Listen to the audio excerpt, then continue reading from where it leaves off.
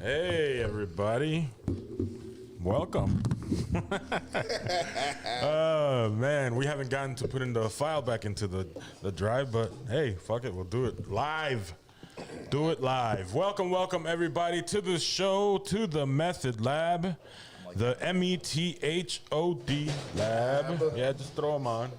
You're good, yep. I've somehow managed to get these backwards for this one. Oh, shit. So, who's on live right now? Because I can hear you. I'm on. I'm in the chat. Let's see here. I'm about to log into the chat. Where the hell did I leave my phone? I think you. We're all discombobulated today. Did I put my phone over there? No. Go grab it. Fuck it. We'll fix it in post. I don't need it. I'm good. Messages are on the board, so we're good. All right, everybody. We are here today, which is...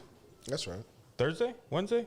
What fucking day are we in? I do believe it is. Wednesday, right? Hump day. Hump day. Yes, hump day. That's right. If you're tuning in right now, you know you're watching on your Facebook or your Twitch, but you need to be logged in right now on your internets to www.1025mke.com. Radio you can watch. Yes. If you're tuning in right now, you can also call and text us right now at 414-502-9447. Operators are standing by to take your call and patch you through. And you can patch in right now. Right, man. Other than that, man, you know, welcome to the Method Lab. We're a little unorthodox today. We're all behind, you know. It's not the fucking first time. We're still imagining that the thing is there magically. It's like when you go and check the fridge and you know it's empty, but you're like, magically there's a sandwich already prepared, just waiting for me with chips, just waiting for me.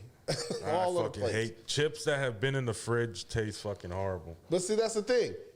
These chips are fresh because they just happen to just be waiting for you when you open that fridge. It's like, if I close it, open it.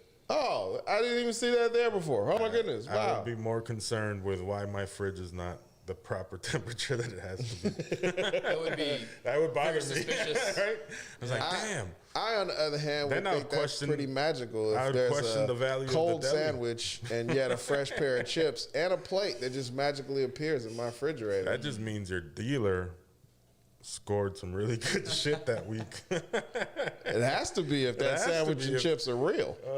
Shit. And for your sake in this scenario. And for this scenario, I hope that it is. It would be amazing. Oh man. But no, like, you know, we're here. It's Hump Day, and we have a special guest with us today. Yes, we do.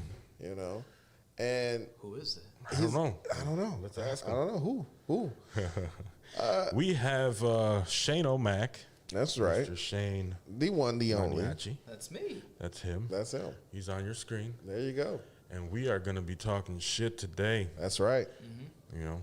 It's our, you know, regular Wednesday, and whenever we don't have a guest, we shoot the shit about stuff that's going on. And when we do have a guest, we love to dive in and see what they're doing and pick their brain, and also at the same time let you, the viewer, ask questions. Hop in on the conversation. Yeah. You know? Yeah.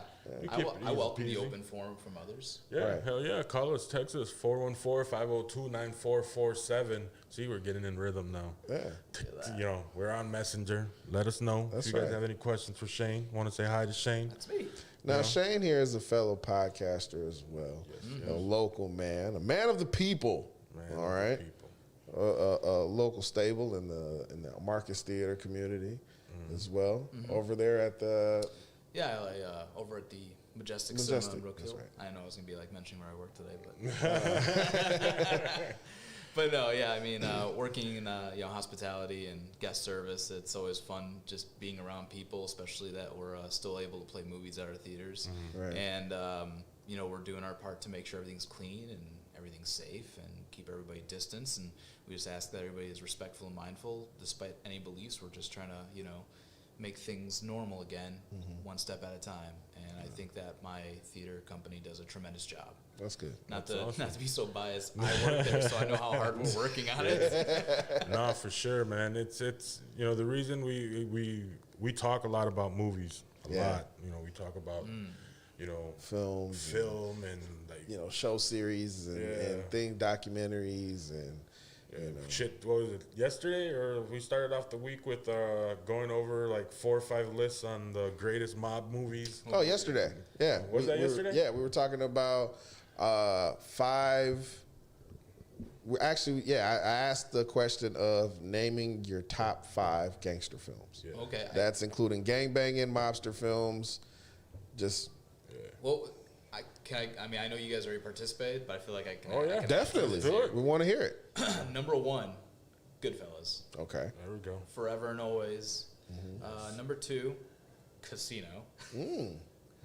Scorsese coming in strong. Well, yeah.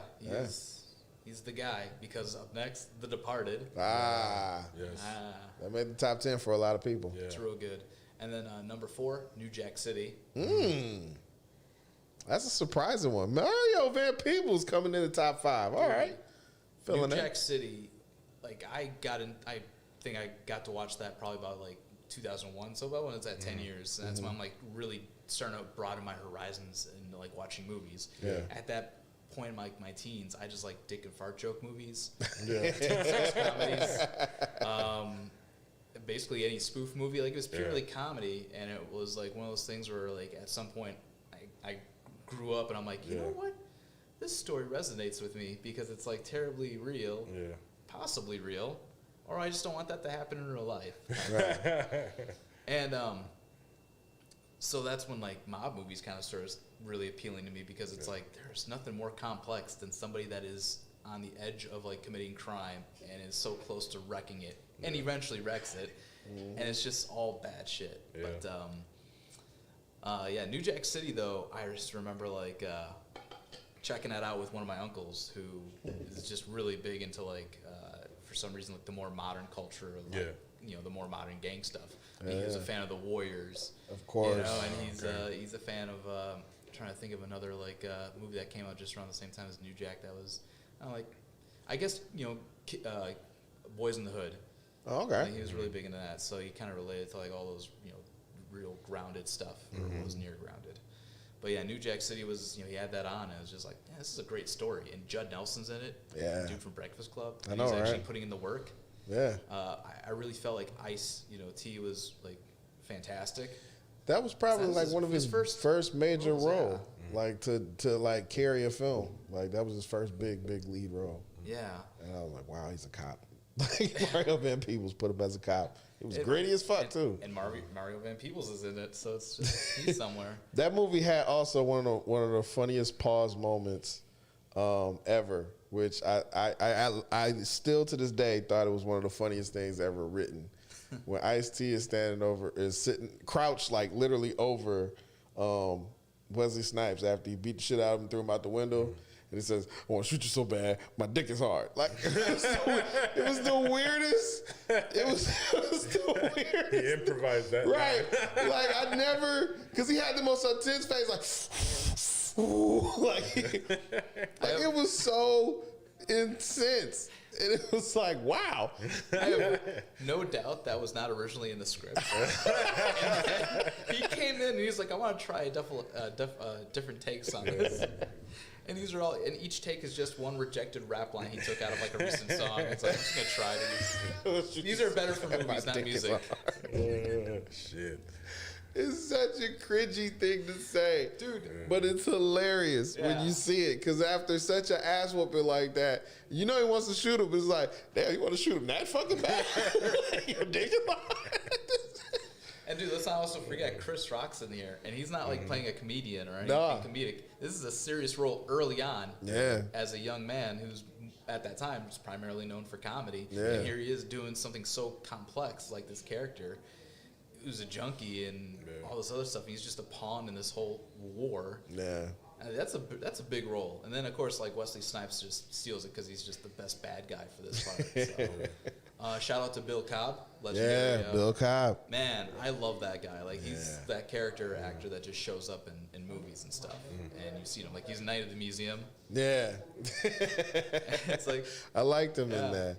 See, but that's the thing. Like, there's so many cameos in that film because there was so many. For us, when I went and watched this in theaters with my family, like we went to go see this. My uncle, my aunt, we went to go see this, and I remember sitting in there and watching all these famous people I know, these singers, these rappers, and they're all getting cameos in Mario Van Peebles movie. And that's what we always went to go see Mario Van Peebles movies, because you would see 20, 30 different people that black Americans know. We like, oh shit, I was wondering what happened to this fucking person. And they're in the film. Like, we didn't see Isaac Hayes for a long ass time, but he showed up in the Mario Van Peebles movie. We was like, oh shit, he's alive. Okay, he's all right. He's all right. He looks good. He looks good. Vesta's in this goddamn movie. People don't even know who the fuck that is. Nope. But we knew. You know what I'm saying? We see Bill Cobb. We saw Bill Cobb and we were just like, oh shit. Yeah. You know, and then you see him and we know him. We know his character. We know his voice. And he's revered. He's like at that stage, he was looked at like, you know, how we look at like Morgan Freeman today. Oh, okay. You know what I'm saying? So when you see him towards the end, you're like, oh shit, we forgot about Cobb. Like, shit. Like, it just comes out like that reckoning. And it was such a scary thing because you felt like, man, this is how it's gonna go. Like, he's gonna get away. It's nothing. But it's such a crash in reality. Like, it just comes crumbling down. Like, there'll be more like him. There'll be another one, but not like this dude. You know. But yeah, like New Jack City had a tremendous cast. And it's great. It was an awesome story. Number 5. Yes, we're number 5. The Dark Knight. There's gangsters in there. It's a mob. It's true. I gotta say, it does focus a lot on the mob. Yeah. It does focus a lot on the mob because he does. By the mob. He gets hired by the mob, so there's always a loophole. And that one does get through. I got to give him that one. It does feature the mob, and he does get hired by the mob. That's I overlooked that one. I overlooked that. I would have never thought to include that. In all the years you've known me, I thought there was going to be some way. Underestimate me. Right? Throwing in the Dark Knight. He would find an angle. Another Batman reference into my life. I forgot the mob was involved. Yeah. I forgot because it was played by Eric Roberts. Yeah, dude, there's like mobs like in every Batman movie. So think about it this way, like in the first Batman '89, you've got Boss Grissom. And that's who Jack Napier worked for, who becomes the Joker. Yeah, and then Jack takes over the mob. He takes over the mob. Yeah. The entire syndicate becomes a kingpin. And that's like, because the Joker, you know, Jack Nicholson's Joker, he's a gangster. Yeah. True, but they don't really show up as much. It's like a little bit. And see, I wouldn't count the '89 one just because they mentioned Batman fought the entire movie. It was just his gang. I mean, it was a gang, but it's more like henchman type of deal. Like, okay, anybody under like a mob boss is just a henchman. Here's my stipulation. Here's my stipulation. Okay, in a gangster film, it has to primarily have something to do with gangs. Like, there has to be a plot of gangsters. However, '89 may have a mention of him, you know, taking over the mob. Dude, but it's more so. They did a whole scene where he killed a mob boss. He electrocuted him. Right. And warned the other mob bosses to work for him. Right. Dude controls the mob. Right. He's a gangster. Right. But the main focus of the film is Batman. Well, however, it's because the movie's called Batman. True. It's the main focus. However, Dark Knight Rises. Here's where I allow Dark Knight Rises. Because the mob is a central part, because he focuses in on the mob early on. And because of that, the mob hires the Joker. Are you talking about the Dark Knight or the Dark Knight Rises? Because that sounds. Oh yeah, Dark Knight. Yeah, Dark Knight. I'm thinking of it. When did Bane? Because I was thinking in my head, like, wait a minute, let me close any other loophole, because I want to make sure this one doesn't count either. But you got this, Looper. Right. But no, Dark Knight counts because the mob was like the central focus of the villainy. Because of them, you got the Joker, and then Joker ends up turning on them, and it becomes like a central thing. But I will give that one in because, you know, it's a central part of the story. However, '89, I cannot count the '89. Wow, that is so strange. Oh, Gio, what's your take let's have an arm wrestling competition. I can't count '89. I can't. I don't know. I don't think I'm sore right from this morning. Oh man, I like both films. I don't get into the details like that. I'm more of a I gotta draw the line somewhere. Hey, I don't give a shit. I gotta draw the line somewhere in gangster films. I gotta draw a line somewhere in gangster films. That's my 5 right well, there. Shane, thank you for coming. You guys want to fight it outside? You want to take this shit outside? You gonna close right there? Cause I'm counting 89. Amber. It's a good run. I'm not counting 89 Batman as a gangster film. I don't. I mean, I feel like you're just wrong. Is it though? Is it really? I feel like this needs to be expanded because you're not going to choose a side. No, I don't. Fear for your life now. I know how to stay down the middle. This guy's neutral. This guy's neutral like Switzerland during World War II. Let's open it up to the fans. If you think 89 Batman, Michael Keaton counts as a gangster film, Chime in. Please. Call, text. Prove me right. 414-502-9447. I feel Dark Knight is more of a gangster film than 89. I mean, I think I agree with you. Right. Dark Knight is a more gangster film because the gangsters hired the Joker. Yeah, and it's a primary story. The Joker was already a gangster. He was, but... And had an accident and was still a gangster. He was more of like a Prince character. I felt like it was more of, I don't know. When I look at Batman 89, I look at that Joker and I feel like it's Jack Nicholson as the Joker. I don't see him as the gangster. I know he starts off as a gangster, yes. But then when he becomes a Joker, he's just the Joker. He doesn't even... Like, the shit he does is so fucking flamboyant and so just over the top. It's more like the cartoon almost. Larry, do you think Prince would have produced the Bat Dance if the Joker was just a work comp disability instead of a gangster? I feel like he would have done it. He would stop being a gangster after falling into a vat of acid and surviving? I feel like he would have did it if the check was really that fat. And it was pretty fucking fat for Warner Bros. That man's got premonitions because he had that album. He had an album for the movie. Most of the time, you just have to make 1 or 2 songs. Yeah. I know, I got it.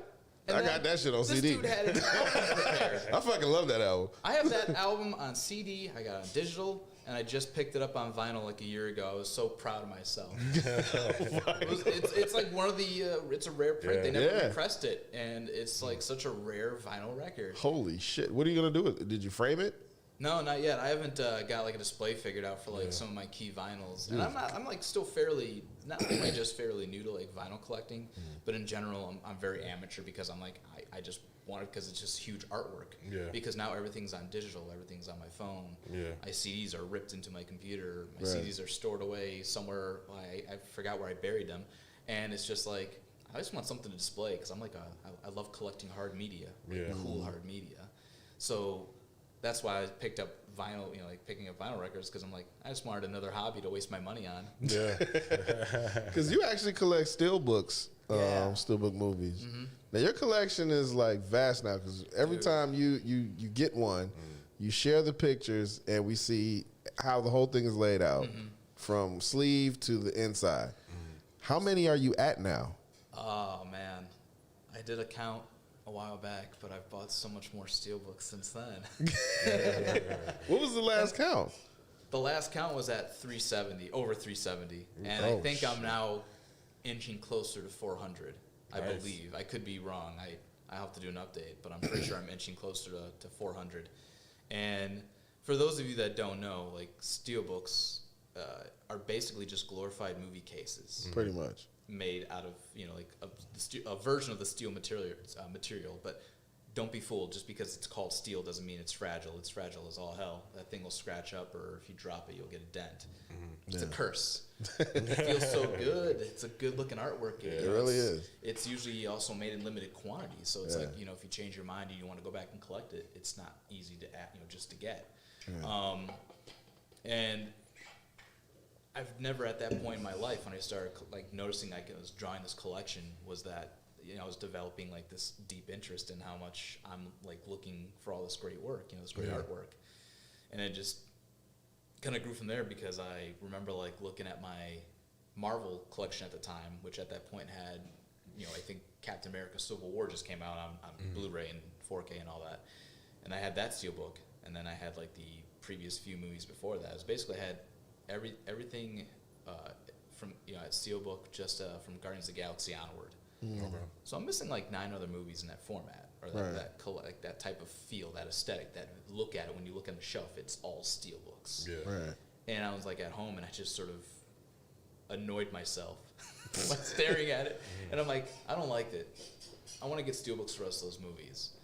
And I was in some extra cash, and it's a good thing that it was expendable to me at that time, because to attain those other 9 Steelbooks in different various designs, and some I'm thankful I have now because it's only gone up in value for me, where it only cost me probably like over $500 just to re-buy those cases. Shit. Like, let me reiterate, I already owned the movies on digital, Blu-ray, some 4K.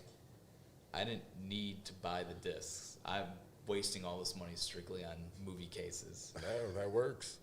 You got to have that thing that you enjoy. And that's when I decided to call myself a collector, because this is like a collection now. I've got protective sleeves for it. I'm not like just buying anything that's a Steelbook.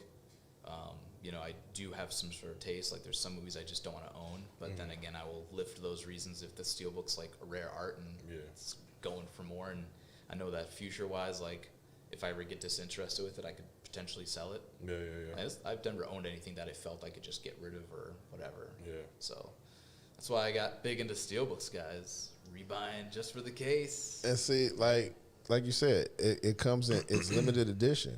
And a lot of them come with like special artwork. If you haven't seen these Steelbooks, a lot of time, the artistry that you see inside is from probably the creator themselves or the people that are behind the film.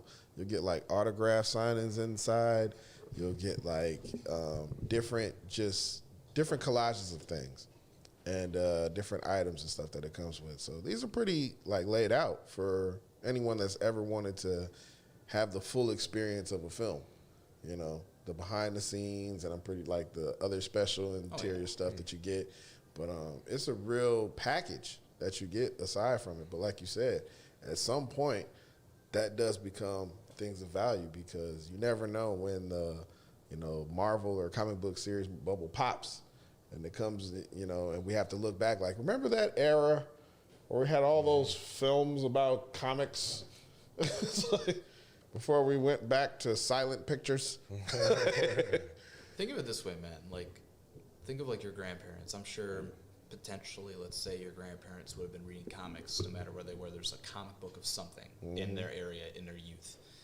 Just remember those stories where it's like they were probably, they were probably interested in comics. They were probably into it, and they would probably get collections from time to time, and then they grow out of it like right away, because comics at that point in time, and if you're just a kid, you're not really thinking I'm going to be into this for the long run. Some people did, and that only grew over time. But think of like your grandparents having like a key issue comic and just like throwing it away, like your great great grandpa, great great grandpa having like Detective Comics number 27, the first appearance of Batman. Yeah, he had it. Then he ripped it up and threw it away a month later.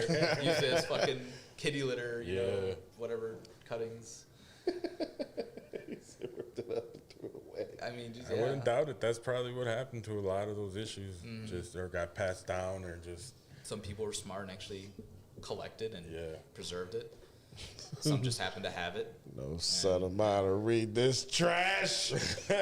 This bullshit out of here. Imagine just rolls up, Chase hitting the kid. Right. The comic books are hurtful, aren't they? Comic books. Go to church. That's hilarious. Can you imagine that? This is all fucked up, man. What the fuck is this? Superman, get that shit out of here.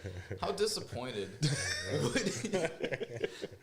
would a father be in 1981 when his kid turns 18, graduates high school, and he's like, Dad, I'm going to go to school, but I want to learn how to be a comic book artist. And you're like, I disown you. No son of mine is going to be a deadbeat illustrator. Has anyone ever legitimately used the term "no son of mine"? No son of mine. Outside of home? I'm not raising no commie. Who you think you are, Walt Disney? You gonna draw a mouse? Driving a boat? Like a communist? I don't even know what the fuck you would like. What would parents even fucking get upset about in 1981, other than communism? For some reason, goddamn junkie writer. You gotta be in the funnies, like those dope heads. Oh man, yeah, just tearing him to shreds over the fact that he's smoking that devil's lettuce. His doodles are gonna be there at funnies. He's gonna be selling his doodles. Why don't you work at the Ford dealership like me? Just starts listing off everything that doesn't sound appealing. Right. Then you get married to the first woman you meet. Insecurity is up to yin yang. Shit. Ford's gonna be around forever. Then they tell you going to church is the best thing for you. It's just like a whole Andrew Dice Clay just playing the dad. Vegetables are for commies too. You eat red meat. Don't take too many pictures of yourself. Your soul will leave you. Oh God, I'm. You know, are you guys excited? Are you guys still excited for that new Batman film? Yes. The Robert Pattinson one. Am I excited? After seeing that first trailer, I was excited, and now I just haven't heard anything. That's because that's a good thing. It's because is it coming out? Is it coming out soon, or is it? It's been pushed to. I want to say it was like June of 2022, so about another year away.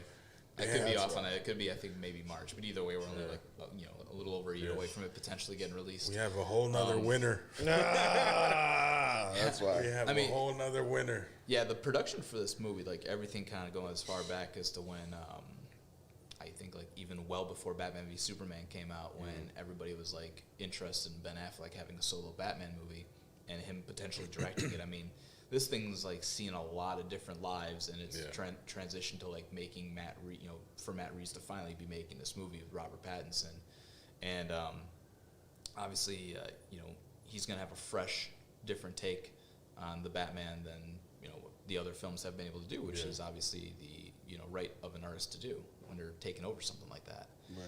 But they finally get into production, everything is going, and of course COVID hits, and then they've got to sort of shut down, and then of course they open back up, but then Pattinson gets COVID, they're down for a few weeks, and just kind of the cycle of like those things were kind of getting in the way. I think things have calmed down now because they're, I think, almost about finished with production, but when they shot that trailer, only 25% of that movie was filmed at that time. Okay. For that being 25%, it was a solid trailer. For being a trailer of 25% of the movie, looks great. I love the fact that they included a scene where Robert Pattinson kills a guy with his bare hands. Well, that beat down. I don't know if he's dead. He's just put him to sleep. Right. Oh, he's definitely right. You rocked by him. There was nothing left. He was hitting the pavement by the second. He just went through. I heard gravel. Okay, gravel does not sound like that. He went for my gun. Wait, no, that's the cops. Come on. That's the cops. Who's attempted to punch a thug to death that would know that? Right? Come on. It's all self-defense. All he did was walk up and just threw his hands like, hey, what the hell you? Just no, that was the one thing that I enjoyed about the Ben Affleck Batman. Like, the way he fucking kicked ass was like none other. Like, you didn't get that from any of the other Batmans. Like, he fucking punished people and put them through crates, and those guys were dead. He had a gun. Yeah, Batman had a gun. Yeah. Had multiple guns. Grappling gun. I mean, it still goes through the rib cage. His gun. Doesn't use him. Right. Doesn't choose to use him all the time. I dig the Batman that they had. The Batman that Ben Affleck played, I felt like was a different take, because here's a Batman that's like towards the Frank Miller version. Smoke cigarettes. Yeah, smoke cigarettes, kind of gravelly. This is an operating table. I felt like I was gonna get that Ben Affleck playing Batman. Like, I'm the surgeon. Like, I was gonna get that from him. Yeah, but I mean, I was robbed. Yeah, I think instead of giving him that version where he still would not mess with the guns. And the thing is, too, it's like, the right answer to this situation is that Batman would never use a gun. he'll use some sort of version of it to mess around in a different that has a different use for it. But nobody wants to see Batman use a gun because that's kind of part of the mythology is that his parents were gunned down. Therefore, he hates guns, and he himself has turned himself into a living weapon. He punches the bullets now. Yeah, when you punches them through their face. When you read or even watch The Dark Knight Returns, and you get like that Batman where he's in his 50s and he urges to do this again, and he gets back out there, and not once does he break that code. He's still just pounding people to their last breath just so they can still serve justice to that person later. So he's more he's more militant that way. I thought he would have made a great version of that Batman. I agree. I still, all things considered, I mean, I love Batfleck. I mean, I think hands down that the suit that they, made for his Batman is just the best. It's the best live action Batman outfit there is. Yeah. It's the most traditional looking. It doesn't seem hokey. Right. I mean, it just, I guess it's because it does adhere to like the source material is why it's the most appealing for me. And it's not more practical like you look at the in like the Dark Knight when he eventually gets the upgraded slimmer suit that will help him be quicker and whatnot. That's more tactical versus like the full-on rubber outfit that Michael Keaton had to sweat through.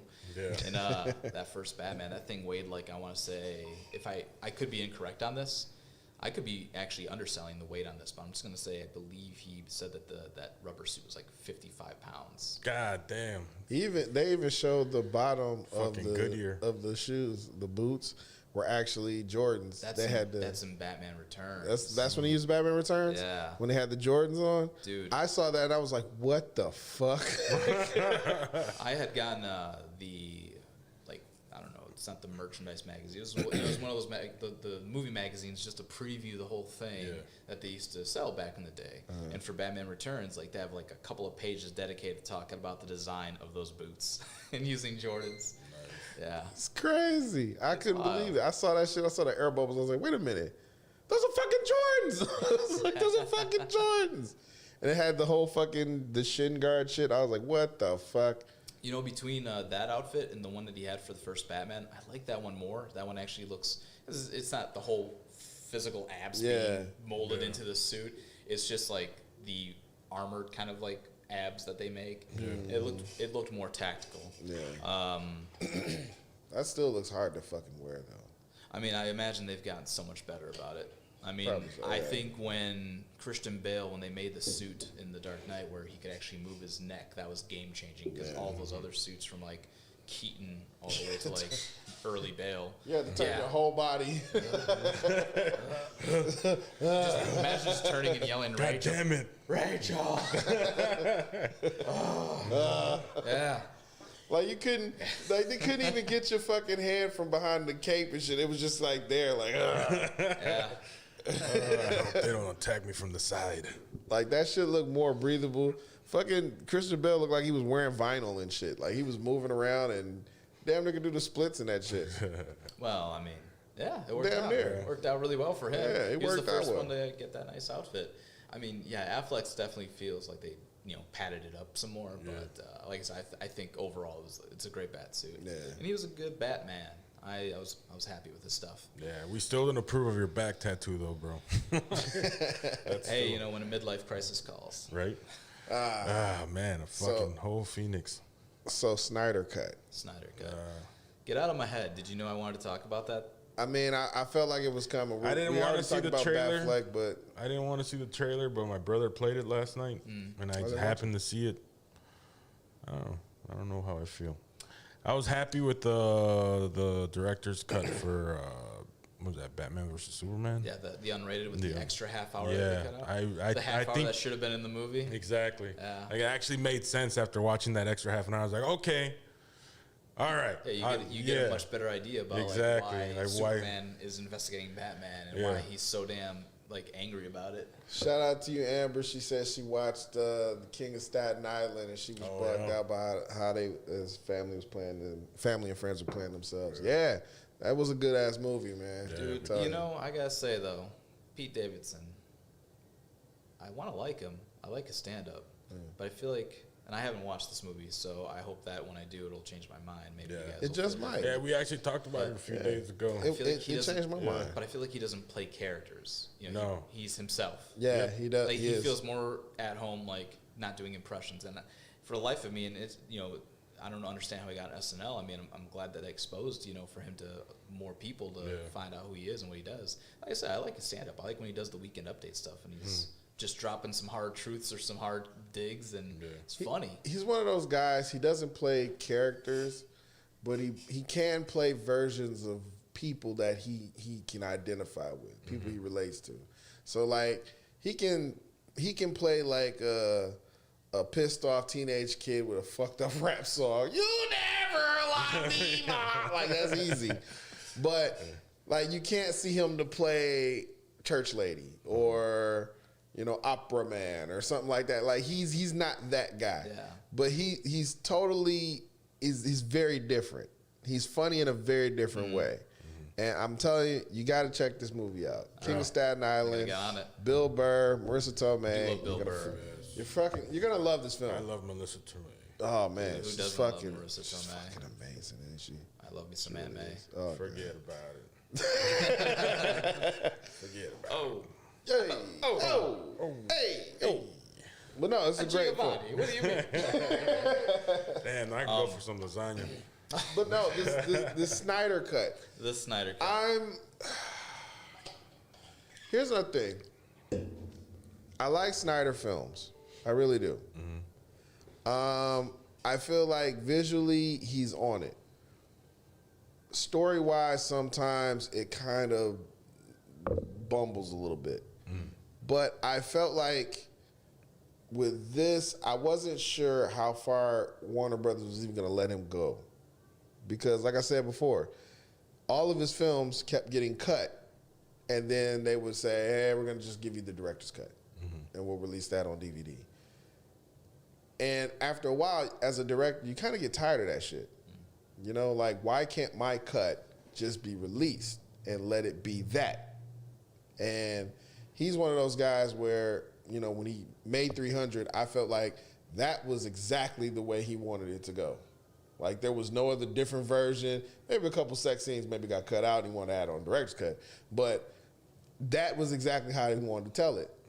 Like, when you look at Sucker Punch, muddled as the story was, that's exactly the way he wanted it to go. This, I always felt like when it came to these DC films, it was always too many hands in the pot, and it just never got that. This, I'm thinking it's gonna be exactly what he wanted it to be. I just don't know if I'm gonna like it, because I just didn't like the story of the Justice League, just the way it just folded out. I the details of the movie, like the one that came out was finished by somebody else. Yeah. Oh, okay. So, like he started. Zack Snyder was pretty much there from the beginning of the production, and he left when it was about, I want to say, I could be off on the percentage here, I'm just going to kind of eyeball it, but I know it was at least more than 75% of the movie was already done. Oh, okay. And in his personal life, there was some issues. Yeah. One of which being that one of his children, his daughter, had committed suicide. Yeah, I remember that. And I mean, far be it from me to really know the exact details that follow from that. Like, if you even try to go back to work a week later, or how that goes for a movie director or somebody like him. Yeah. But I mean, I have to imagine, as we all probably can guess now, that affected him. Yeah. And it took him out of the project. I mean, you know, what more can be said? We don't know, you know, how his grieving was like, and how he was managing with his, you know, work. So he's out, and instead of sort of finishing like what he did, or at least finishing what was left to make, and then putting together what he already made. Yeah. They, you know, dissected it a little bit too much when they brought in Joss Whedon, and then they had him shoot some new scenes. They had him finish the rest of the movie, change the tinting and the coloring, put this scene instead of this one because, you know, of the changed thoughts or whatever. And I mean, it's like, you have two different point of views. You have the guy who's been seeing these movies through since Man of Steel, through Batman v Superman, and now here he is doing Justice League. Yeah. And, you know, for him, he's had a path that he's been working on at that point for probably 6 years. And it just sort of all fell through for that. And of course, they bring in Joss Whedon, who, as we're now learning more and more every day, is a complete dickhead. And everybody just seems to have. That's the Buffy the Vampire Rapist. Yeah.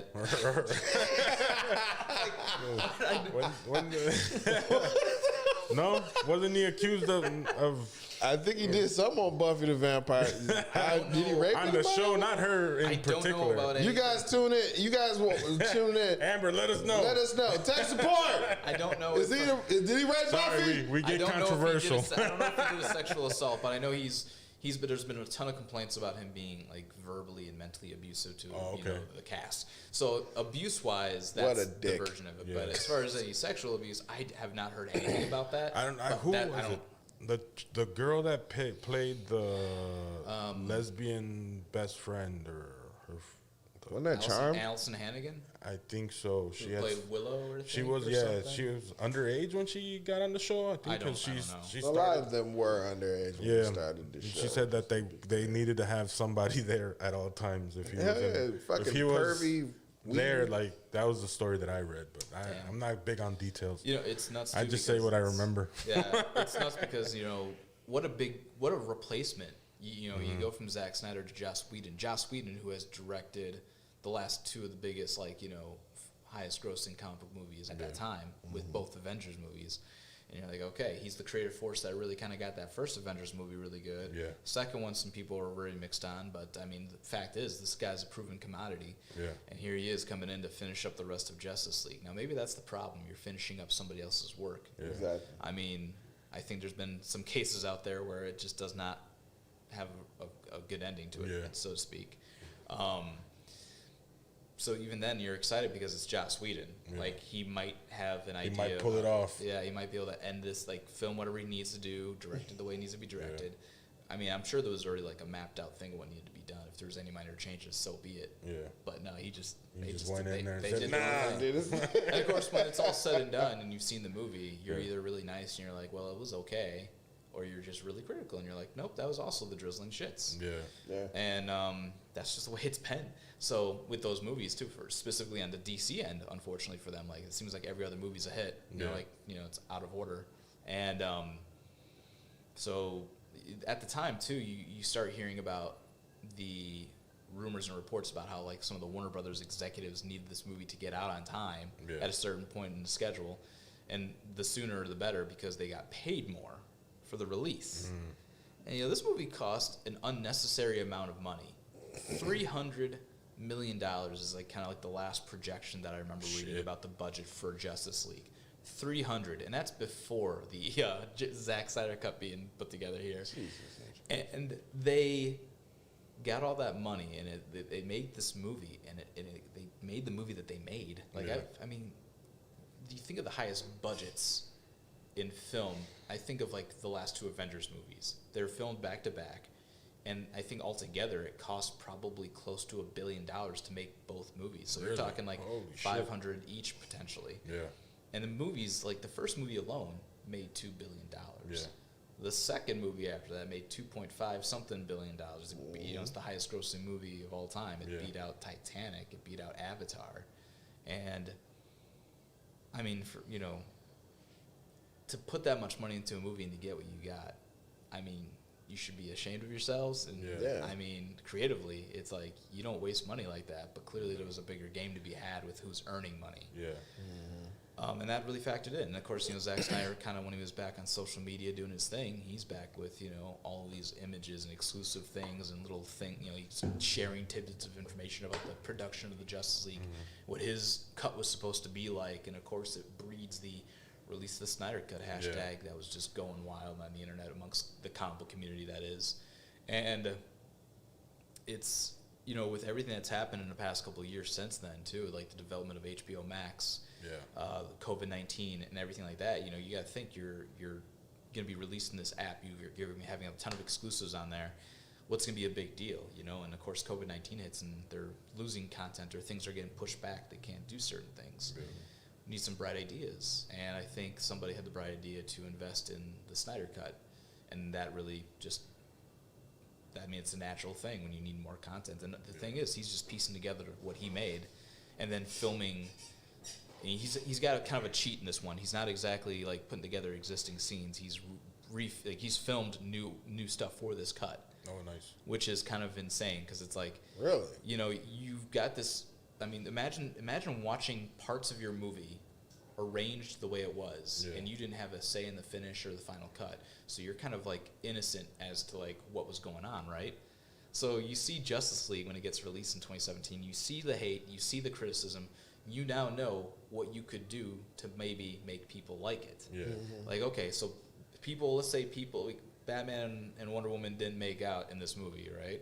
But let's just say somebody's complaining about it, and that's a big deal for some reason. That picks up steam in the internet. Yeah. Let Wonder Woman kiss Batman. Yeah. Let the bat kiss the woman. Is that a thing? No? We'll work on some hashtags.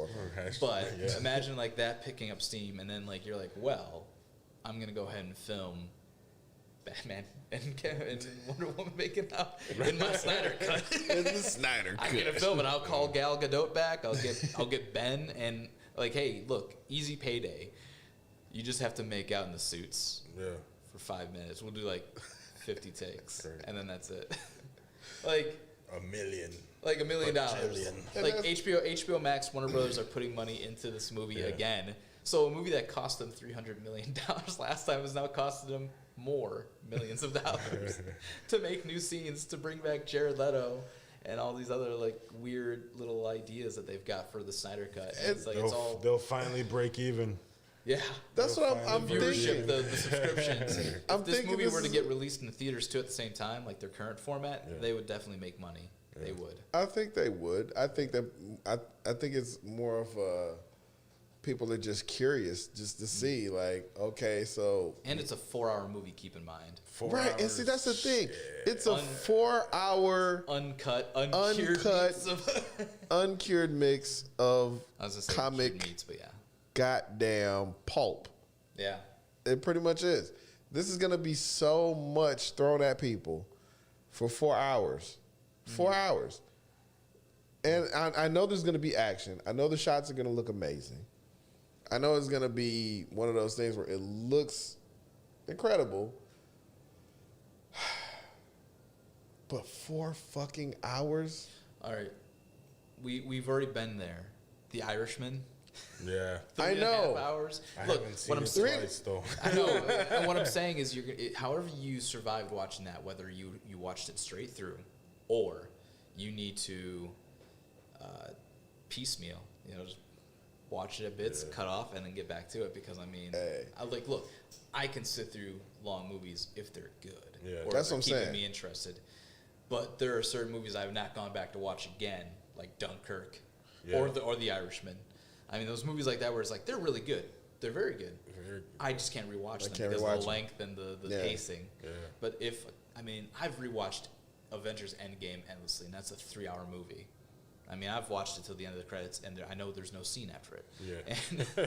But it's because it's that good. Exactly. And see, that's the thing. Like when you've had films like that where it held my attention for 3 hours, 3.5 hours, even towards the end of The Irishman, I was starting to falter. It was like, okay, I know I'm at the end.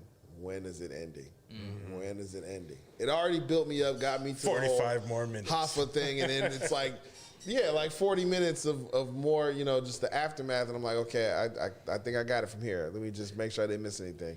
And as soon as the credits and the music rolls, my head hits the fucking pillow. Because I'm just like, I made it. I fucking made it. It's quite the feat of strength to survive watching The Irishman. But this, I'm scared. I'm a little nervous. And when does this come out? March 18th. March 18th. That's coming up. It's coming up. Yeah. We should do. Now, luckily, this time we have a whole warehouse to ourselves. True. I know last time when what was it that came out? Was it the last Marvel movie that came out? Like we were trying to do something at the Highbury. Oh, that was the Endgame. Oh, was it for Endgame? Yeah. It was Endgame. We were trying to do the marathon. The last MCU movie was Far From Home, Spider-Man. Yeah. But otherwise, the same year. Yeah, we were trying to do a marathon for watch all of them. And in sequence order, and then, Endgame was going to be out at the Avalon down the street. And we were gonna Look, I went to a marathon for Marvel movies once. Yeah. This is like 6 years ago. Ooh. And it was for all of the MCU flicks leading into Age of Ultron. So that's like 11 movies total. And I lived in this theater for 31 hours, guys. God. And then years later, I went back to work for it. It's like, I know what it's like to survive in this place. Yeah. I lived here for 31 hours in the same auditorium watching a bunch of movies. God, that's a long time. Having to sit next to a couple of strangers, luckily one of which I actually made friends with. Yeah, that's cool. Dude. That's funny, though. 31 hours of straight Marvel film. I mean, that's like including like the breaks in between, kind of, just then like, sitting all the way to the very end of like the credits of Age of Ultron. And at that point, you're like, I have to go home. Dude, like I bought I'm sorry to interrupt, like quick thing, like that on the way to the theater that day, like when it started, I went to Best Buy because I was able to get a copy of this movie called Inherent Vice. Joaquin Phoenix. Such a great movie. Yeah, it is. And I was so excited because for some reason like there wasn't a lot of copies being released, so I the only place I had was the Best Buy on Blue Mountain on the way to the theater, and I managed to pick that up and I put it in my trunk. I'm like, all right, I'm gonna be here for a day and a half, and like when it was all said and done, and I'm like, I have to go home, and then as I get in the car before I start up, I'm like, oh, I've got that movie in the trunk. Because I knew if I would have driven straight home, I still would. If I would have remembered at that point, I wasn't gonna remember for like another day. Until I'd be like, didn't I buy something? Now, being in there for 31 hours, did you have to just do your straight concessions? They have like the diner and stuff. I mean, during the prime business hours for that, but yeah, no, overnight they just had like the concessions. So they had like a few poor associates that had to hang out and deal with this auditorium that was staying there overnight. Yeah. I mean, kudos to them. I mean, they seem like, because they're just serving the basics, popcorn, nachos, pretzel bites, all the basics.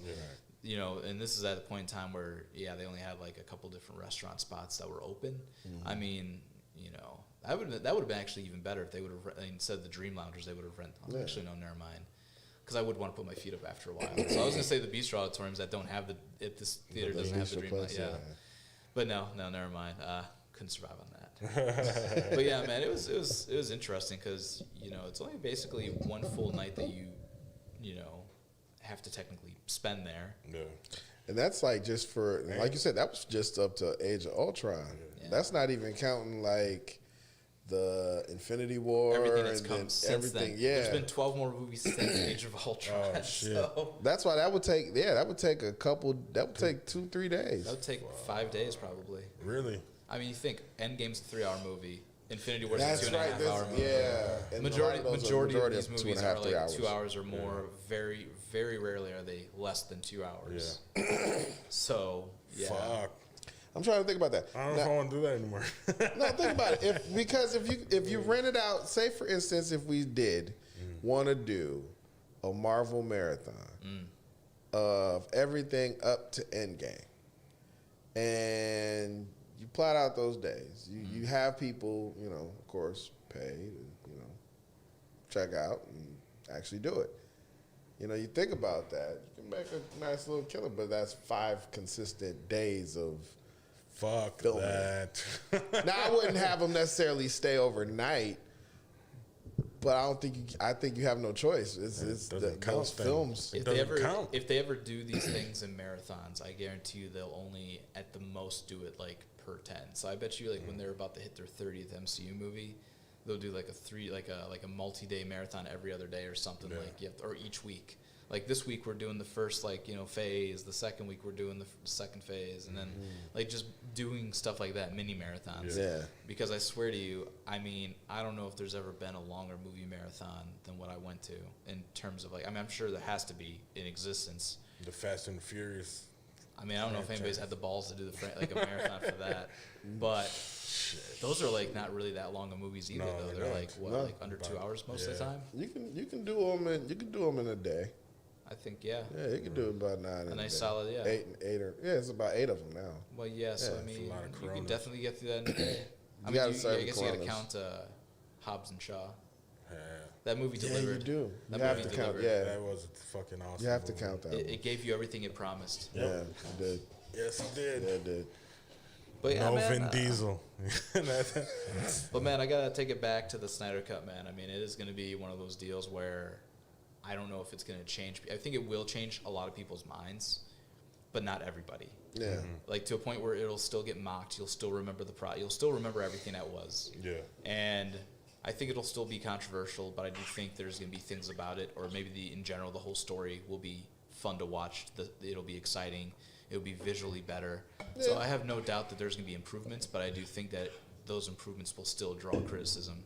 I think I think the same thing. I think it'll be better than the one that we got originally, but I still think it's not going to be much of a better, just a standing film. It's not like it's going to be something that's going to be like, well, that was obviously better than the Avengers. No, it's going to be solid.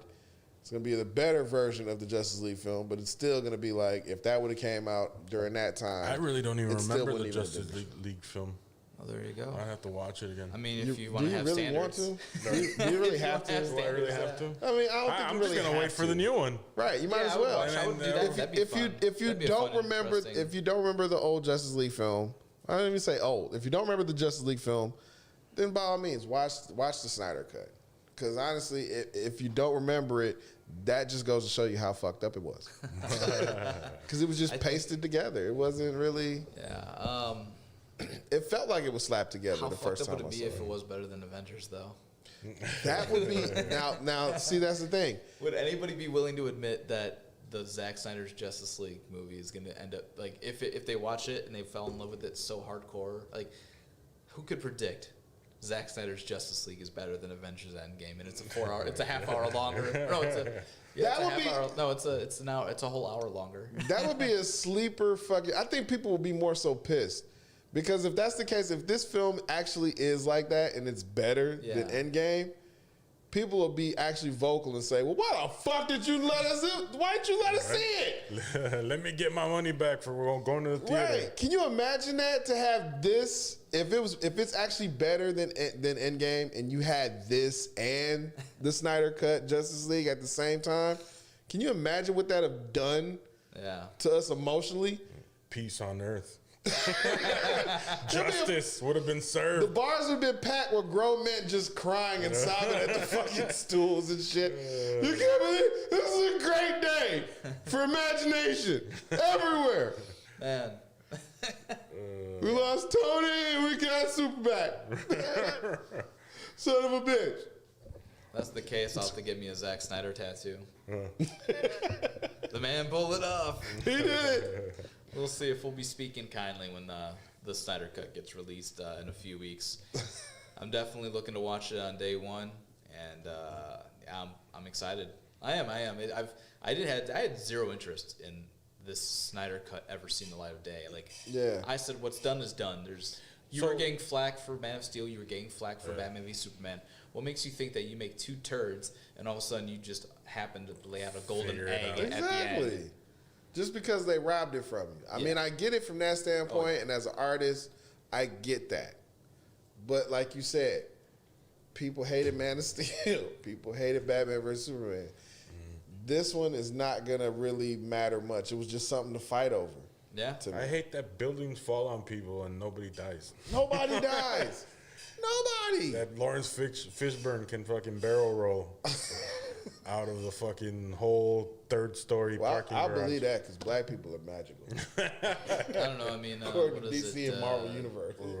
That's true because I mean, you saw some dead bodies in the opening of Batman v Superman during the Superman Zod fight. I think he's referring to that little girl. He said that little girl should not have made it. No. Oh well, Bruce saved her. That's why she made it. Bullshit. He didn't wear Jordan. Should have had at least whiplash or something.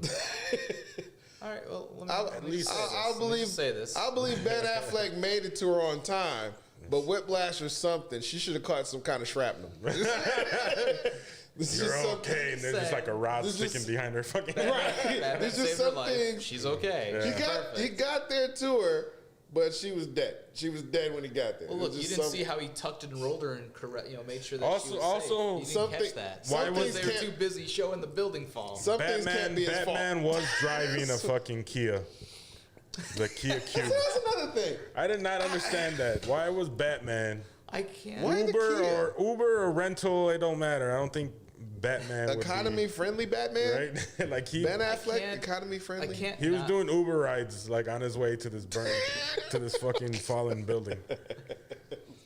I don't think it was fair. I just can't fathom not thinking about Will Ferrell from Eastbound and Down anytime I hear about Kias. Feel it in my plumes. I was like in season 3 or whenever he was catching up to him, and he's just like, Kenny Powers is like kind of like congratulating him, or like when they're at odds in that episode, all of a sudden like Ferrell's like Ashley Schaefer goes off, and he's just like, and look at me now. I sell fucking Kias. And he's just so pissed about that. So anytime I see a Kia or refer to a Kia, I'm just like, fucking Kia. Ashley Schaefer selling Kias.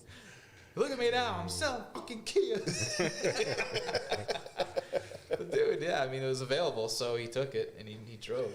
Oh God. But yeah, man, I don't know, but we'll see. I like to think that in that scene, if I was directing it, in my cut, the girl would have died, and it would not have been his fault. It would have been the fact because he drove that Kia. You could have blamed it on God. No, I would have blamed it on the fact that Kia was all that was left to get there. It'd have been like, if only if it was a Toyota. or some other car. But just the fact that he could have saved that girl had not been for this rinky-dink Kia that was pulled up. Like, who brought that here? But what would he drive? That scene, your cut is so dark. It's multi-layered with how corrupt that marketing would be to pay you that much money to implement a scene in there. To not only pay you to promote their car, but to pay you to knock another brand. And also pay you enough money to kill a little girl to impact everybody's views. I'm that kind of artist. Brought to you by Cadillac. Come on. I'm giving it to you real. Come on. If he had a Cadillac, the girl had a chance. But it was a Kia. Larry Williams. And not just any Kia, a Spectre. Let's call this Larry Williams' Zack Snyder cut. We need more gray. More grays and reds. We need more Batman kicking ass. Tell you. No, it's just, I'm looking at these films and stuff, and I really never, and that's the thing, I didn't really have a problem with Man of Steel. No. I thought Man of Steel, the way it was different, and I like that. I like it to be different than the hokey kind of uplifting Christopher Reeve's version. I needed something edgy, and this was edgy enough for that character. Batman vs. Superman, I was still on the fence about. I really just, I don't know. But when I saw that he was doing the Justice League, I thought it was a little rushed anyway. So I didn't really expect much. But I expected it to be, at least decent. Mm-hmm. Something that I would like say, oh, that was cool.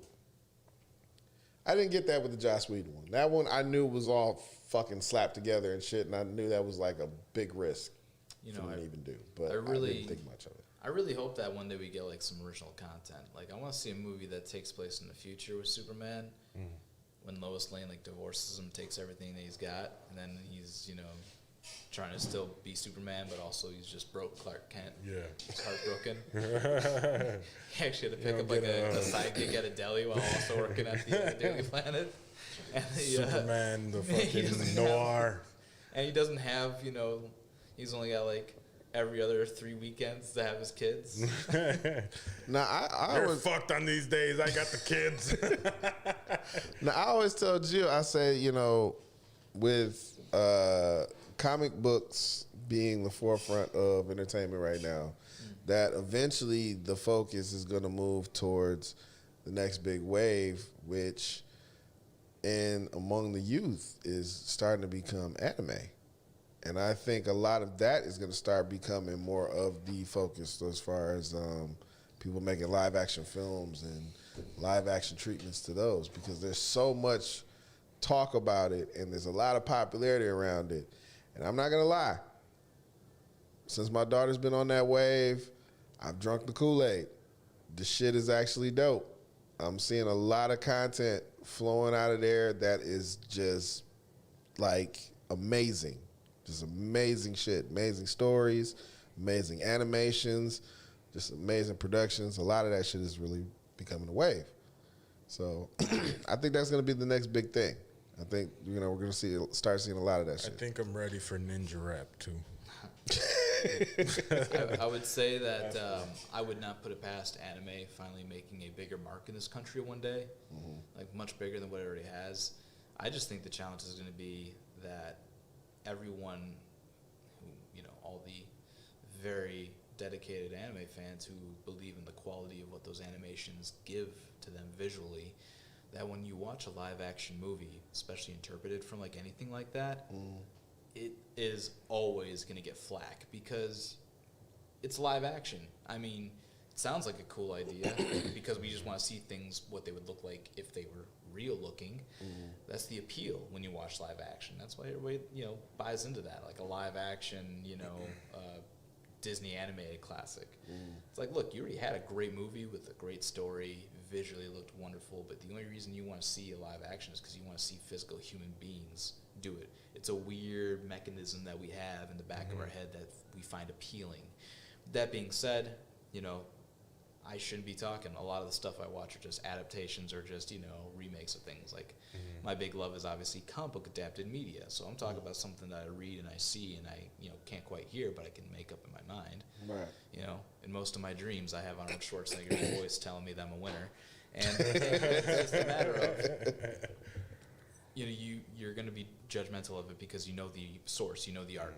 And I think that, to my knowledge, and I'm just going off of my opinion here for the friends I have and everything, I don't think I've ever had anybody get excited over like an anime adaptation to live action. I mean, case in point was most recently would probably be Ghost in the Shell, with Scarlett Johansson. I mean, that one got dumped on by casting alone. So it's just I would love to see it turn out differently though, because I think you're not wrong that there is definitely room for a revolution that is bigger for anime in this country than there ever has been. And that's just based on the multitude of people I see in my life daily at where I work and my closest friends and the community that they've introduced me to. It's like, it grows every year. It's just a matter of time before it becomes kind of like how we were as kids. We were impressionable by these comic book, adapted cartoons. Yeah. The old X-Men, the Spider-Man, Batman, the animated series, things like that, where it's just like we grew up on that. Therefore, now we've brought that into our kids. We've given that them, and now look how much bigger it is. Because when we were kids, there wasn't that many movies. Now there are, but we're also able to afford to see them and to take everybody else with us. Yeah. That's the caveat. So I think that's where anime will have an advantage down the road. Let's make that prediction now. I think that I'm gonna take credit for his idea. See, I think you hit something there because you said Ghost in the Shell. I think a lot of people dumped on that film right out of the beginning for the casting choice. Here's a film, very popular anime, a strong viewing listeners, and everyone is wondering why didn't they hire an Asian actress? Why didn't they hire someone who actually looks the part? A lot of people were thinking that they were whitewashing a lot of the people in there. And that was already going to be against them. I think that in this day and age, with diversity being such a thing, that's being pushed in Hollywood, I think they may have a better shot at redoing this and making it better. Like, I refuse to watch this, even though people have said, watch it, it's so bad it's good. The whole fucking Dragon Ball movie. The live action one, I've never watched it. Never have I ever looked at it, but I've refused to check it out. Shout out to you, Amber, winning at the bingo and shit with the 625. So lucky ass. 10% for a manager. Right. Oh yeah, we were asking you to check and see if Joss Whedon, the Buffy rapist, touched or molested anybody on the set of Buffy. We're still trying to figure out what to accuse him of. Just creepy. Yeah, I just think he was an emotionally abusive asshole. That was his gimmick. Let us know if you smelled any seats. Like a freak. But yeah, like I like a couple animes and stuff, and I've actually even looked at a couple and was like, if nobody makes this, I want to crack at it. Like I want to crack at it, and I would totally fuck with it. Like as far as like on the casting side, I think I can get it right. A couple of movies that stand out to me for when they're casting and they're changing things up is Old Boy, directed by Spike. Yeah. Spike Lee. Yeah. And just sort of, I mean, first of all, that movie, the only reason it's probably being made is because people in America that are interested in seeing it don't have time for subtitles or to learn another language. Yeah. Mm-hmm. So therefore, boom, it's going to get an American remake. We've seen this time and time again with like The Grudge and The Ring and those movies. Yeah. Pretty much. And you see the whitewashing, you see the change up where it's just like, you can't really keep it where it is. I mean, they're trying to be creative and make it a more current, like, a story that exists within our world, which is sometimes disrespectful to like where it came from. Yeah. And then I forgot what the other thing I was going to mention. But no, like even the Old Boy film. Oh, sorry, I just remembered. Yeah. I legitimately just remembered. Yeah, I figured that's why I brought the Old Boy up. Like, I want to say for the upcoming Marvel movie I'm most looking forward to is, aside from is Shang-Chi and the Legend of the Ten Rings. Yes. That is going to be a straight-up Chinese martial arts movie. And it's going to be, I've never read Shang-Chi. Me neither. I don't know much. I know very little. The bar is pretty high for me with that HBO series, Warrior. With that, where they adapted the Bruce Lee stories. Yes. Oh. Yes. Like that is phenomenal. Like that's some whatever you want out of like pretty much an R-rated Bruce Lee movie is what you get. Like through and through. Like they just walk you. You get some good fleshed out characters, and at the same time, everybody is different. Like they're layered and gritty, and yes, very gritty. And they fuck the people fight up. styles. They fuck people up. They really highlight different fight styles as well that I'm noticing. That I'm watching because he told me about it and I started watching it. I love how they really showcase the art form of different fight styles as well. So it's kind of like the version of Kung Fu that Bruce Lee wanted to do, but it's finally getting its day. So I'm looking at this and I'm like, holy shit, this is awesome. Yeah, this is pretty fucking badass. Totally different show. Totally different show. But yeah, Shang-Chi, I never read the comic. And I've only played the character on a video game. It was like a mobile game and everything. And it was a solid character. Like he does a lot of martial arts and really has like a kind of an Iron Fist type of deal. Yeah. But just a little bit more on the kind of the Bruce Lee side, which is interesting. So I'm like, I don't know anything about this character. I'm interested to see what they do. I just think visually it's going to be dope. It's going to look cool. I have nothing but high expectations for like the fight scenes. I really do think that they're going to go all out because it's like they've got the right ingredients and it's under the right umbrella where it's like they know that to make this movie pop, it's going to have a lot of fighting elements. Yeah. And there's a lot of great fight scenes in these movies, but sometimes most movies don't have like an elaborate fight scene. Usually, case in point, Thor: The Dark World, Malekith versus Thor going through the interdimensional holes and everything like that, and it's just flying around, scoop-de-doo. But having a dude like Shang-Chi, like I imagine there's got to be a scene. I'm making a prediction. There's got to be a scene where he's like fighting 25 dudes and he doesn't get touched. Like, there's got to be a scene like that to showcase how friggin' amazing, and to see like that as like shot as like a tracking shot of him whooping ass, I'm game for it. I need that. Yeah, and I think the Marvel Cinematic Universe wants to see that kind of change up. I mean, we're finally at the end of what would probably end up being considered the golden age of like the MCU, because I think we're now moving in towards a more diversified future that forces the audience to not get stuck in the past and to move on. And that's why I think that's respectable about that franchise doing more real-time aging, real-time moving with the story. Yeah. So now we're moving off of the characters that our great grandparents knew about. Now we're moving into the future that our great grandparents haven't heard about because they dead. Yeah. They dead, and now we've made like new characters like Riri Williams, who's Ironheart. Yeah. Who manages to learn how to make Iron Man armor on her own. Yeah, that's a whole nother character. Like nobody even. I didn't even know anything about.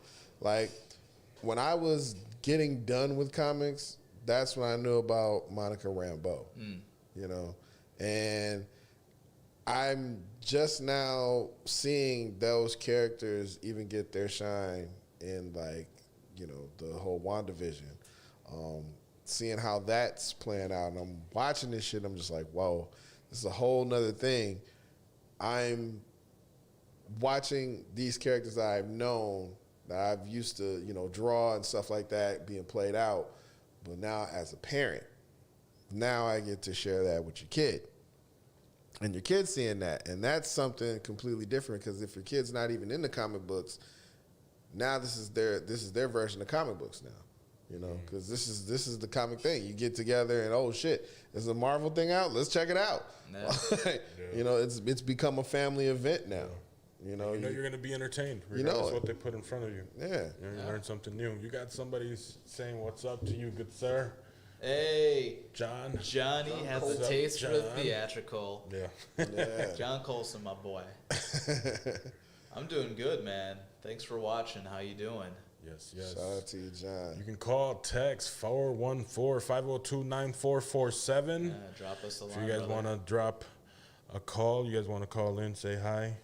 You guys want to give your 2 cents. I'd appreciate if somebody called and said hi. It just sounds like a nice thing to have on a beautiful Wednesday. Yes, it's a little cold out there, but it's still better than the fucking freezing shit we've had. Right. Now let me ask you guys this. This is for everybody. If you had the money, the unlimited budget, and you had the resources to acquire the team of your choice, and they said you can adapt one story. It could be an old TV show. It could be an old comic book. It could be an old graphic novel. It could be an actual biopic. What would you pick? Batman: The Long Halloween, live action. Really? Have you ever read it? No, I haven't. It's basically a story that takes place from like June of one year and then into like October the following year. Oh, wow. So like it's a 1.5 year story basically, where it's basically, you know, taking place in early Batman's career, and he's once again still dealing with the mob, and there's a killer who's out there just, you know, slowly killing off mobsters and other villains, who does this on a holiday. So every holiday, there's like each issue of the comic is like of the holiday. It's themed after it, because that's where they're trying to solve this mystery, because they have to wait until the next holiday to do it.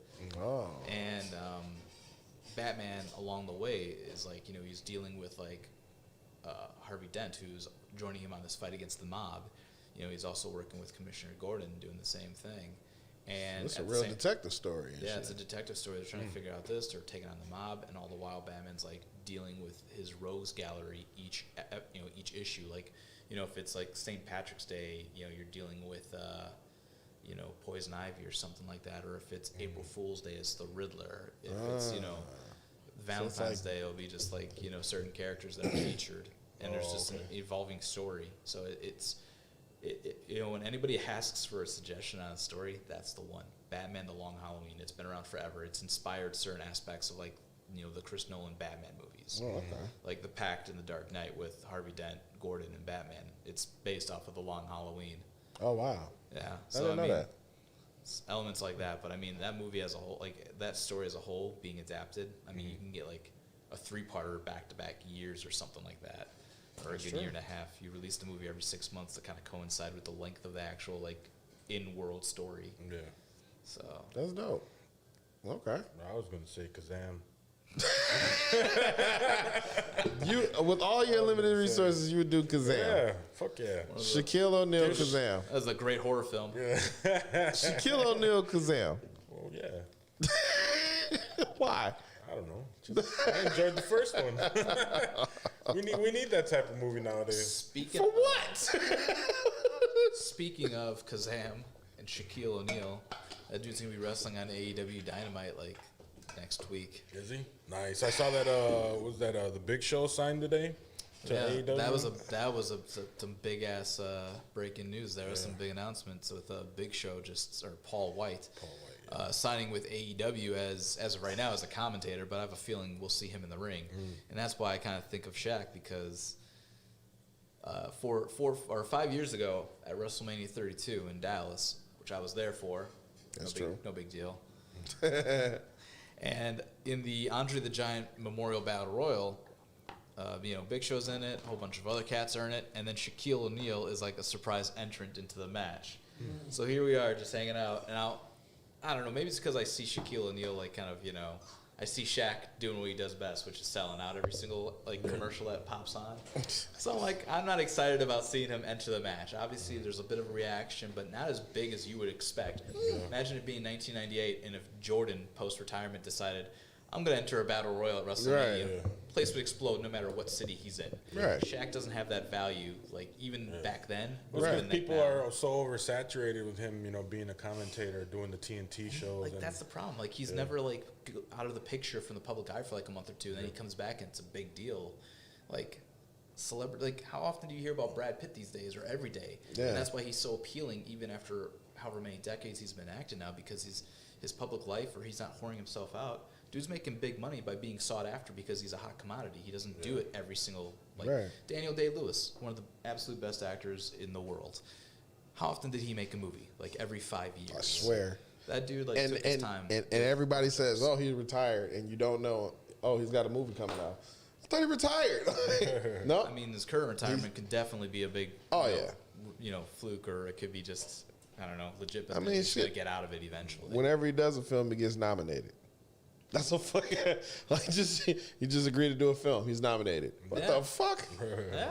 I thought he was retired. Nah, he came out, did a film, got nominated.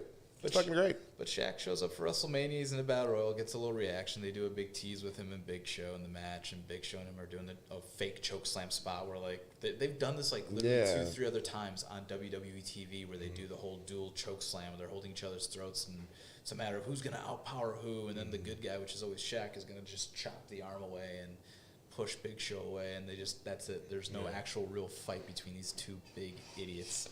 And they can't. It's no chemistry. Well, Big Show can wrestle, but that's no chemistry with this too. You can't. Well, what story do you tell? How do you get a guy like Shaquille O'Neal to wrestle? How do you what's the story? The match that they got going on next week is a mixed tag match. So he's teaming up with Jade Cargill. You ever heard of this chick? No. Me neither, until she showed up on TV and started bitch talking Cody, and then Brandy came out and getting super Northside on her. And it was the craziest fucking thing. Brandy Rhodes, who is a very lovely lady, just changed character she was in a Tyler Perry standard angry over bombastic Medea movie. Oh shit! I kid you not to be disrespectful, but as it's that weird generic stereotypical thing that she turned into, right? Which is, do you guys follow a little bit of AEW, or I want to make sure you guys understand how normal, I'm just how out of for the character. I know who Brandy Rhodes is. Yeah. I've seen her before. I've never seen her character, her be on the AEW and anything like that. So I don't know exactly how she is normally. Let alone, I wouldn't know how she acted when she's angry. But I've seen her fight. I've seen her wrestle and stuff. And that should also speak volumes too. Yeah. But she's not good. She's not good? She ain't good. No, she's not. She's a good gal. I really do have a lot of respect. I think she does more for AEW as a branding officer than she would as a performer, a wrestler. Cody always has his, Cody Rhodes always has his elaborate entrances. He infuses his home life with his wife and his pets, and as part of his character. There's just a lot about Cody Rhodes where he's very out in the open about his character and who he is. He wants to implement real life. He wants that to be who he is as a wrestling performer, and he's been able to work his way to earn that and to have that privilege to control it. That's like his dad, right? Yeah. His dad was like that. Exactly. So, it's... Yeah, baby! The American dream, Dusty Rhodes. Dusty Rhodes, baby! Son of a plumber. A common man. But if you will, But I mean, but Jade Cargill gets introduced like, you know, basically out of nowhere. And I mean, yeah, I'm a wrestling fan. I'm not really deeply attached to Prime Sports, but even like anybody close to me that had no clue who she was. Right. Like she's a very niche, like, you know, fitness model, but she's a very physically impressive woman. Like she's very well built. Like she's just ripped. Like there's no chance you'd be able to tell that she actually had a kid, by the way. Like she's just like 8 abs. Like, It's just insane. But I got 8 abs under here. I believe in that. I believe it. We just gotta break through. Development. They're in development. Gotta break it through. But never heard of her. Didn't even know she was a wrestler. And I mean, I guess she's recently been training. But they have her come out, cut this very out of place promo on Cody because it was accusing him of having just sort of gone about boasting about being a giant killer because he's defeating bigger, more imposing guys than him, you know, than compared to himself. And she's like alluding to that there's somebody that he hasn't considered and hasn't like, you know, thought of. And next thing you know, she, at the end of it all, she's just like, oh, and Shaq will be seeing you soon. And it's like, so Shaq's a part of this? Like, okay. And a lot of this has to do with the deal with TNT. Is that what I was going to say? Is that what this is? Like a whole cross-promotion thing? Synergy, yeah. Crossover energy, yeah. I figured this is what they're doing because I'm I'd be more impressed if Charles Barkley went out there because I know Charles will fuck around and actually fight. Charles will actually break an ankle. Yeah, that's like Charles is accident prone. I would definitely prefer Charles Barkley over Shaq. Also because I don't see Charles Barkley's face everywhere. Yeah, that's true. Yeah, that's true. And he throws hookers through windows. You would get more of a pop if Charles Barkley was doing it than Shaq. Yeah. That's for sure. Yeah, but. Be more intrigue, I think, on the internet as well. Yeah. Like Shaq wrestling. Oh, that's the thing. That was what I was trying to tell you about. It's like the story with Shaq and WWE. Big Show, I don't know if you remember, like around that time, this match I'm talking about, that Battle Royal was 5 years ago. Yeah. He would spend the next, like, year and a half trimming so much weight. He was over 500 pounds. He trimmed down to, like, 385 and got giant abs. And he worked for that because he was under the impression that he was going to have a match with Shaq at the WrestleMania the following year, one-on-one. Right. Because it was going to be in Orlando, so they had some ideas. And for some reason, the deal just never made it through. And Big Show was like, well, I got in all this great shape so I could try and carry this match. Yeah. So I can try and actually get bounced around by Shaq because he's a big guy, but I'm heavier than him. And doubtful that he's going to be able to just have the interest in picking up 500 pounds and tossing him just for the visual sake of people in front of him. I mean, you know. His toes will not be able to stand 300 pounds, let alone 500 pounds. If he fuck around and goes up the fucking step and hits the fucking steel. Have you seen his feet? That shit is, it's like he stubbed every toe. That's how banged up it is, man. They're all even. All 5 toes are even straight across. It's straight across. Like, it's fucked up, man. His shit is jacked. He cannot be, he shouldn't even be in the ring doing wrestling shit. Like, he can bounce around and stuff like that, but it's just Shaq being Shaq and doing Shaq shit. That's just Shaq doing Shaq shit. And, you know, the deal, too, with this match is it was originally supposed to be a mixed tag with Shaq and Jade Cargill against Cody and Brandy. Right. But then, like, around, like, Christmas, big announcement, Brandy's pregnant, so she's done for a year or so. Then they had to, you know, stick in this other talented young woman who is so out of place because she hasn't really, up to this point, ever been featured on TV regularly as a character. Right. Like, she's been working with AEW for a while, but she's not, like, featured and she's not talked about. She's not winning a bunch of notable matches that everybody's like, wow, this chick's got it. So that way she can bring name power to this match. It's just some girl. Red Velvet is her name, and she's talented. There's nothing against her, but out of the blue, they plucked her out of the bunch because, well, necessity. It's a necessity, and they needed a woman to be in this match, but they don't have anybody else that's able to. They've been slowly trying to force some sort of feud, like the stuff that they're giving Red Velvet to say just is not working out. So, but you know, this will be a big opportunity for her. She's part of a marquee match, so you can't take that away. She's teaming up with one of the biggest names in the company, taking on one of the biggest names in sports, and then some other rando person. So, I mean, gosh, I hate to say it, but it's like, you know, obviously the levels of popularity, it's like you got Shaq, Cody, I will say Jade Cargill, and then Red Velvet. It's like there's a big gap somewhere as far as, like, popularity and understanding of, like, who the general consensus is interested in seeing. It's just interesting. Shaq is involved. It's like he's I mean, it'd be different like back if they were to do a mixed tag team match at WrestleMania 1, where it would be Mr. T and Cyndi Lauper versus like Rowdy Piper and Leilani Kai or some bullshit. And see, that's the thing. It's like, you know, when you see something like that, Mr. T and Cyndi Lauper, I'm sitting there wondering, why the fuck would they be hanging out together? Unless they just left Club 54 and they just showed up here. It just wouldn't make any sense to me. But Cyndi Lauper, Hulk Hogan, and Mr. T, I'm like, oh, yeah, I can imagine you all left Studio 54 and just showed up here just like that. Just jacked on coke and just showed up. Yeah. But yeah, let's have a match. Don't we got a match today? Let's go. I'm just trying to imagine like having two outsiders team up to take on a pro and a rookie. Yeah.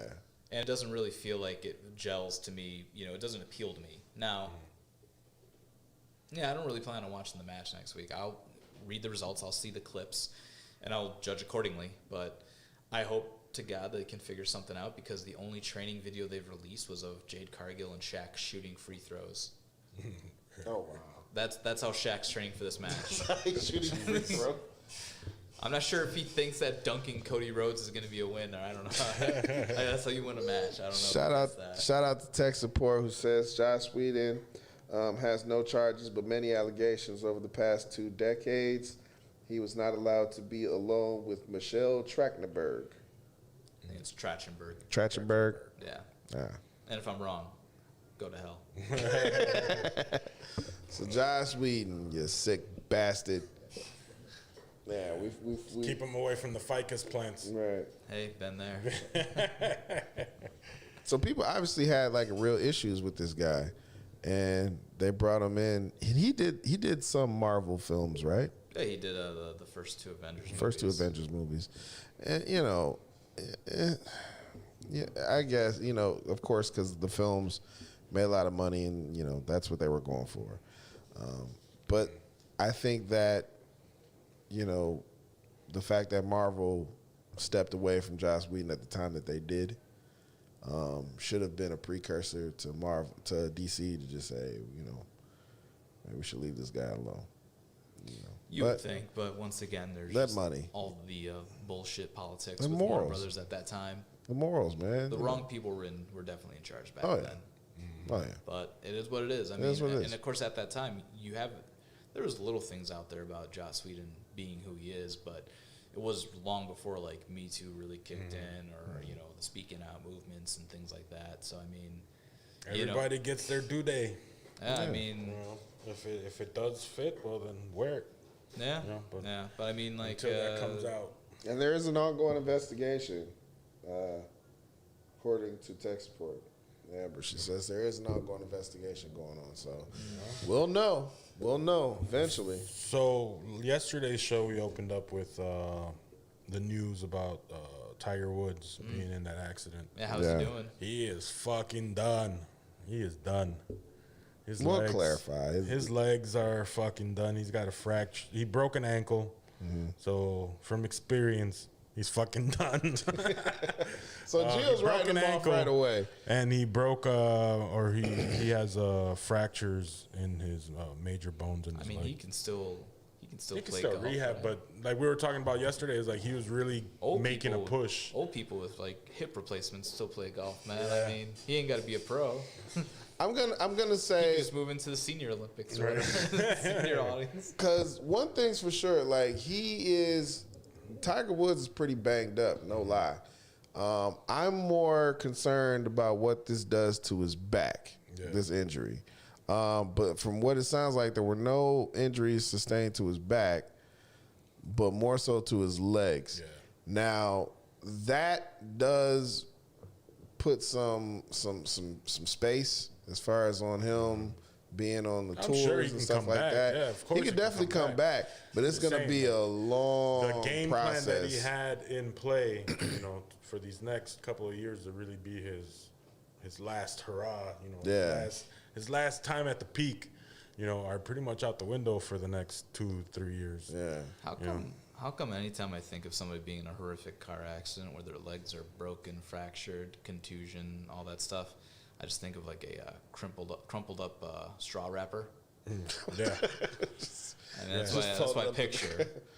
horrific like straw wrapper's legs. Just I'm never gonna look at a straw wrapper the same because I'm gonna look at it like there's his elbows. I'll tell you what. His legs right there. No, it's not fun to look at. No, especially when your foot's facing the complete opposite way. It is not. It is not fun to look at. Trust me from experience. But they give you good drugs. They give you really good drugs. Imagine. And good visitations from your good friend Shang. Yes, sir. Who worked there. Who worked there? You got what do you call it? These two different car accidents that have dropped 170 feet off the interstate, and the other one 90 feet. The one dude broke his back, walked away from the accident. Wow. Like literally, when he's done crashing, you see him open the door, get out, and walk away from it with a broken back. Yeah. The other chick was inebriated. She was actually driving under the influence, lost control on the highway in a Market interchange, and plummeted 90 feet. When the cops got there, they arrested her because she was fucking wasted. And they both walked away. They survived. That's crazy. And see, she probably walked away in better shape because she was inebriated. Yeah. And she don't tense up. You just go with the flow. Her ass probably bounced in that goddamn car, and she probably didn't spill a drop if she was drinking while she was driving. Oh, my White Claw. Well, at least I got a swig left, you son of a bitch. You couldn't take that from me. But that's just fucked up. Where's the road? She got ooh-awed. God damn. She missed the whole turn. Well, that's my parking spot. And just tried to jump the building. Oh, fuck, man. But no, it's sad to hear that, when it happens to anybody. Because, you don't wish that on anybody. But, you got to be careful out there, man. That was one thing we were tossing around yesterday. Because we were like, his experiences with pain meds and, sleeping agents and stuff like that. Like, was this another Zoloft driving, or were you trying to catch that Wendy's before 1 o'clock? What the fuck happened? Like, this was midday. What were you doing? You're trying to TikTok. Was this somebody else's fault? What happened? I think he's gonna falling back into some bad habits, specifically more white women. Oh shit!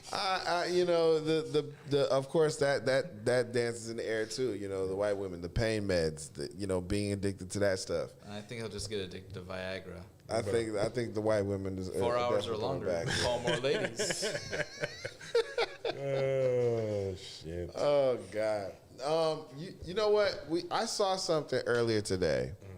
One of the friends here at the station was showing me. Eleazar pulled me to the side, and he showed me this visual clip of some people. They were looking at a video of our new president, of course, Joe Biden. Can't even say our president-elect. He's elected. He's in there. He's already serving. He's working. So President Joe. Oh, sleepy-eyed Joe. President Joe was at the podium, and he was talking and speaking, and he made a verbal slip. He forgot where he was at? I think so. You might have thought he was at a rally or something. He made a verbal slip. He was standing there. I think he was, in between the Ambien and whatnot. But he was standing at the podium, and he was trying to read teleprompter and stuff, and, how he kind of gets into those spurts where he's trying to find the words and pronounce them correctly. Well, he kind of messed up and flubbed it. Do we have that video? Do we have it? I don't know if we have it. I just, he just... fuck you, San Diego? I don't know. It was kind of strange. Go fuck yourself, San Diego. Fuck yourself, San Diego. He flubbed himself, and he kind of, I don't know. He almost fuck you, San Diego. He almost did. But the thing about it was, he people are gonna jump all over this, of course, hands down. They're gonna jump all over this. But I wanted to be kind of like the first one to just kind of like, oh, wait a minute, now hold on, everybody, let's just calm it down here. But this is why we felt the way we felt. We talked about this before. You know, having a guy this up in age, in charge of the country, having to give more speeches, and especially after coming off of 4 years of Trump, you have to attack these speeches in a wholly different way than what they're used to for the last 4 years. So people We're used to Easter eggs. Yeah. Everybody's looking for the Easter eggs. Everybody's Speaking of which, blanket statements. And they're ready to pounce on something when you slip up. So you can't fuck up. You can't, because everybody's watching now. Yeah. And Biden slipped a little bit. He started to slip. The mind is going away. And I want you guys to check this out. I'm trying to convert it real quick. Was it worse than grabbing by the pussy? It almost got there. Did it? It almost got there. He Sniff him by the hair. He slipped a little bit. He almost let his tongue detach from his mind, and he was just going in autopilot before he kind of but landed again. Yeah, you gotta check this out because he gets lost a little bit. Wouldn't it be great next election we just get ourselves like an older, whiter man? Right.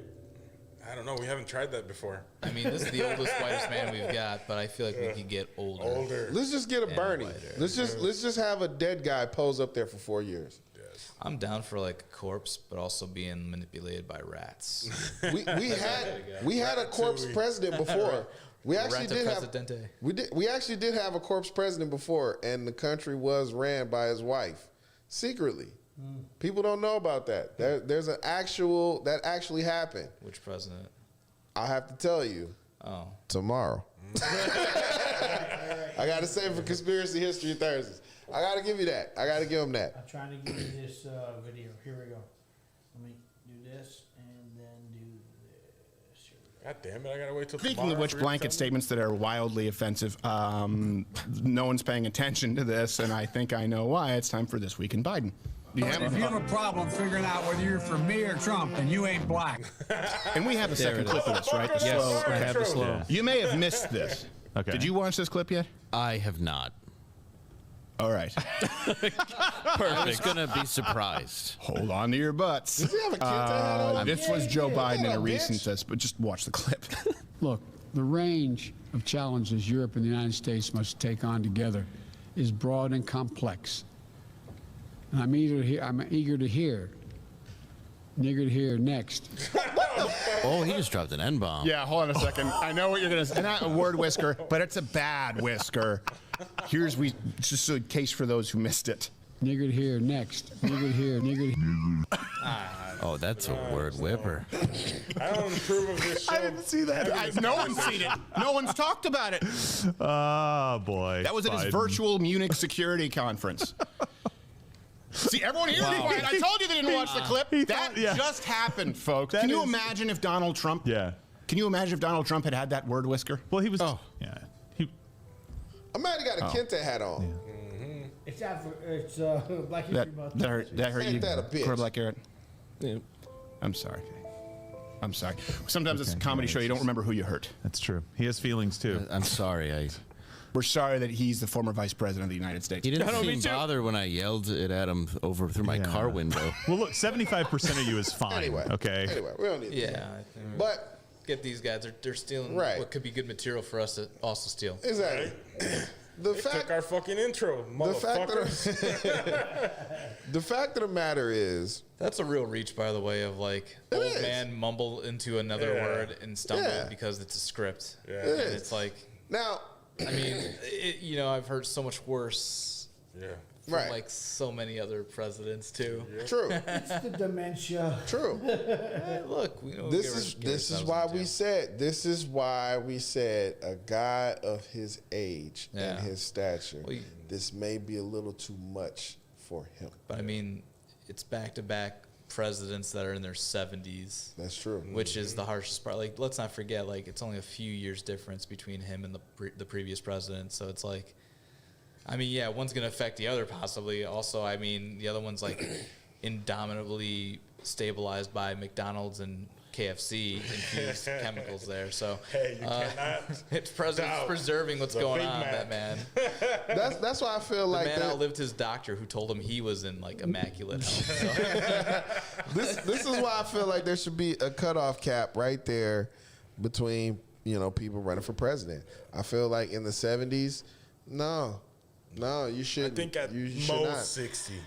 At most, and that's in dire need. Yeah, and that's in dire need of having somebody to fill the spot. 50 to 55. 50 to 55 should be the person coming in fresh, able to still jog a mile without huffing and puffing, being able to be on both sides of the fence, be able to pick and choose what needs to happen. I think 50 to 55, we got some people that have some decent common sense. Yeah, straight up. I want a president that I can trust, even at a 55-year-old, I could trust to be in a fucking fist fight. Yeah. At 70, I knock his ass off. No, Mr. President, we got to protect you. Jared no Cole. shit. Right. You know what I'm saying? Like, it should be a president that can actually defend himself. Here's your boost shake, sir. Shit, Air Force. A president should not wear socks that go all the way up to his knees. No, a president. I disagree. A president should not sit here and be winded and tired by 7 p.m. Shit, I'm 35 and I'm winded and tired, and it's going on 4. And that's why I'm not president. But I want to be. I am gonna go ahead and just say it because I don't see what the crime is in supporting somebody who hasn't even declared presidency at all. But I'm voting for The Rock. The people's champion will be the people's president. I would wish that he would. I feel like he's going to. I feel like he's going to because have you seen that new show he's got? Young Rock. Dude, That's all propaganda. It takes place, and it takes place like 8 years into the future, where he's running for president. Oh shit! So you're talking about in The Rock at this point in this fictional version, he's going to be near his 60s or just 60. And the thing is, it's like Dwayne The Rock Johnson is so universally loved. That is the man to unite us. Is this half black, half Samoan, muscle-bound freak, former WWE champion? And then on top of it, you gotta dare people to talk shit too, dude. I remember Can you imagine what the debates would be like. I remember months ago, just sort of thinking about the alternate universe in which Dwayne Johnson was running for president in 2020 and him debating Donald Trump. Are you kidding me? No one's gonna out-talk The Rock. The XFL would have made it. The XFL would have made it, even through COVID. Can you imagine what that's like? The inauguration speech. Finally, The Rock has come back. Like, you get that, dude? I will fucking cry. I'll be out there like, Stone Cold as his VP. And all you see is the fireworks. And actually, today I saw a graphic. I would make Stone Cold the head of agriculture. They actually put out a report today that The Undertaker endorsed The Rock for president. Yeah. So that's pretty cool. It's The Rock, man. I have the utmost faith that man can unite the country. Dude, that would be the scariest and yet the greatest thing ever. I will fucking flip the fuck out. Like, I need to start buying Under Armour. I wouldn't even care about democracy. I'm just sitting there like the whole time. If The Rock is running, shit, I need to see what stock options he's endorsing. The amount of times like Rock would get elected that would be allowed because he's The Rock would be the amount of times he's been world champion. He'll probably get past that. Like he'll be like an 11-time president, 11-term president. Without a doubt. That'll be a good 8-year term. I would no lie. I would write him in on the next ballot. Just be like, yeah, he's winning. He's winning. He's winning hands down. He's winning. And we're gonna watch those. Those are gonna be the most watched debates. Oh yeah, the most watched debates. And at that point, you can only hope that he has like a bigger, more egotistical opponent to go against. Yeah. Because he'll just destroy him. just imagine all of them, every single debate or every single time they do anything with TV, his entrance has to be the WWE style. Yeah. That's just what it is. That's how it's gonna have to be. And then the funny thing is, he'll have like catchphrases and nicknames for all of his opponents. Yeah. Cookie Puss and The Zodiac Killer. Zodiac Killer. You know, he's still going to be on stage. Texas is not going to get rid of that guy.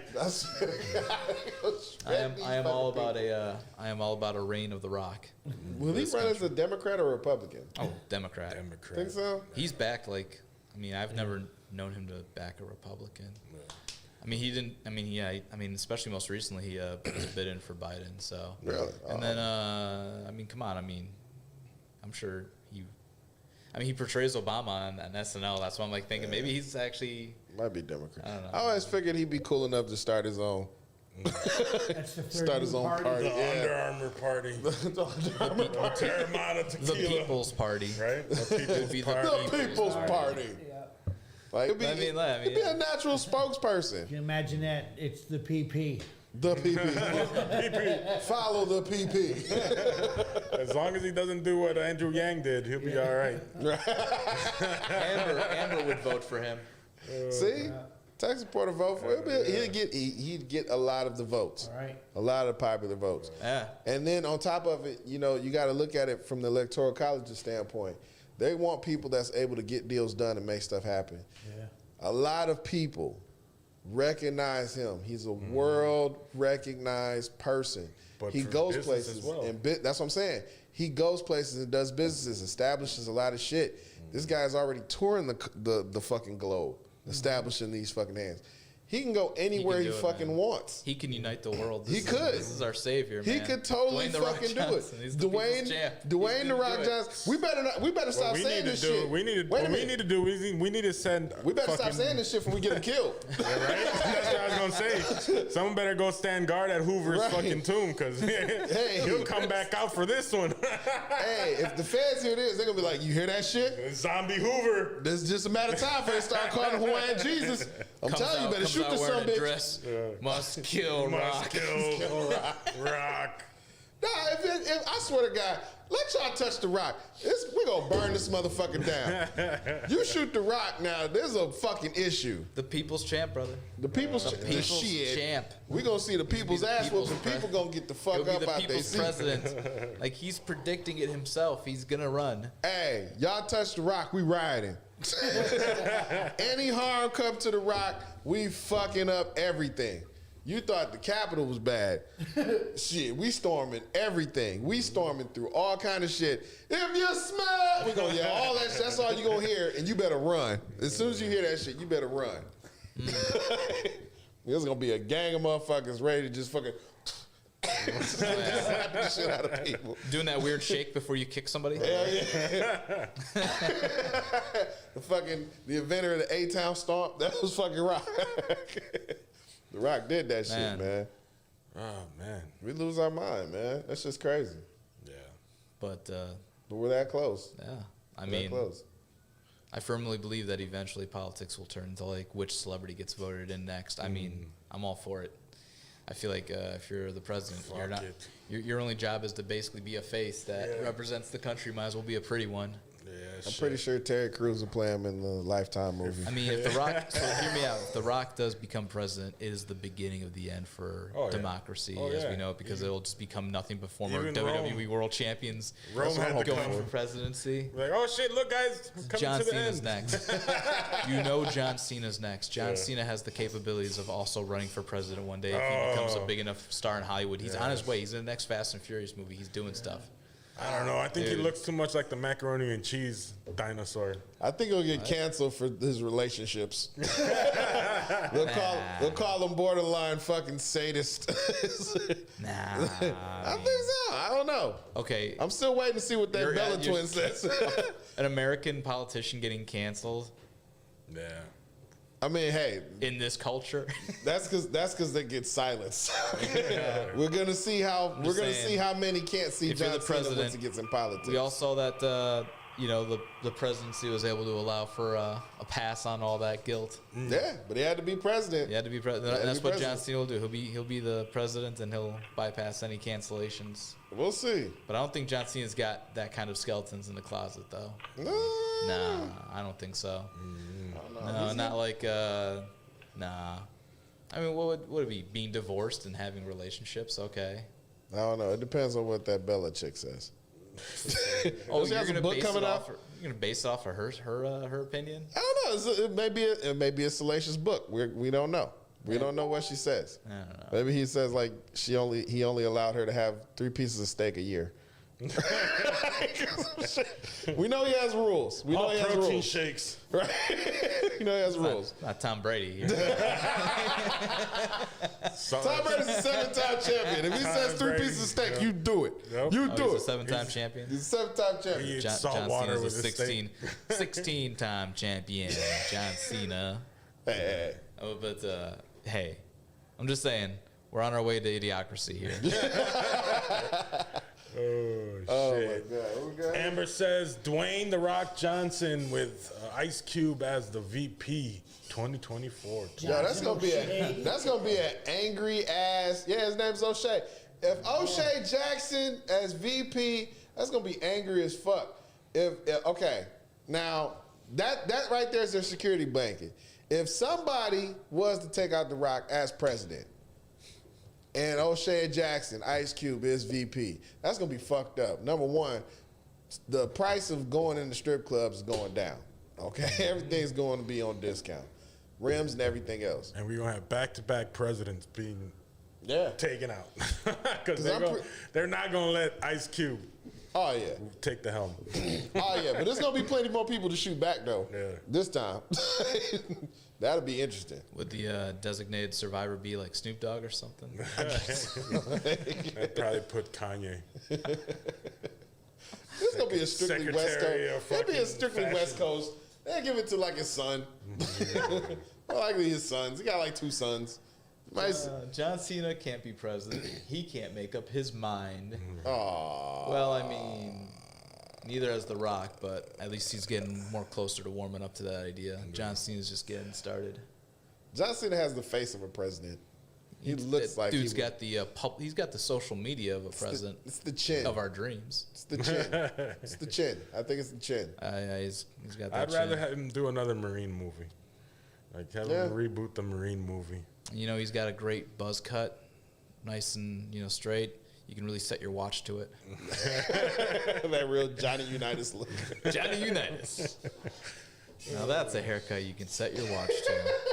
That's exactly how I think of John Cena's haircut. Yeah, He's the my kind of president. guy that squats and says, "Yo." Yo.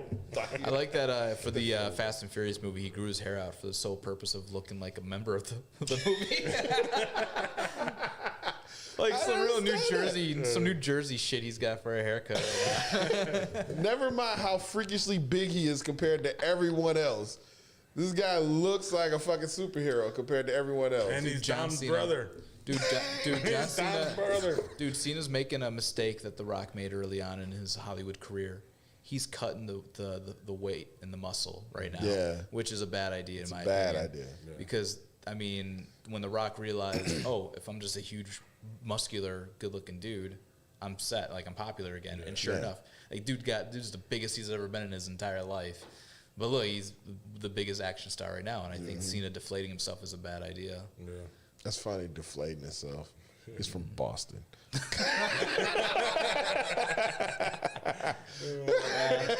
Oh, it's true. Shout out to Tom Brady, 7-time champion. Still my favorite. Oh man, we're almost at the end of the show. Uh-oh. We're actually there. It's that time. It's that time. It's that time. Well, ladies and gentlemen, hope you enjoyed the show today. Great having Shane O'Mac. Of course. Talk that shit like we promised. Exactly. Thanks. Shouts out to Amber and Mila and everybody that John, tuned in. All y'all watching and sharing. Thanks this. for interacting. Make sure you share, like this, share it with your friends, share it to your group, share it with your friends, share it to your family. And thank you as always for tuning in. Yeah, put it on your kids' pages too. Yeah. Thanks for having me, boys. It was a good time. Yeah. All right, ladies and gentlemen, we are out.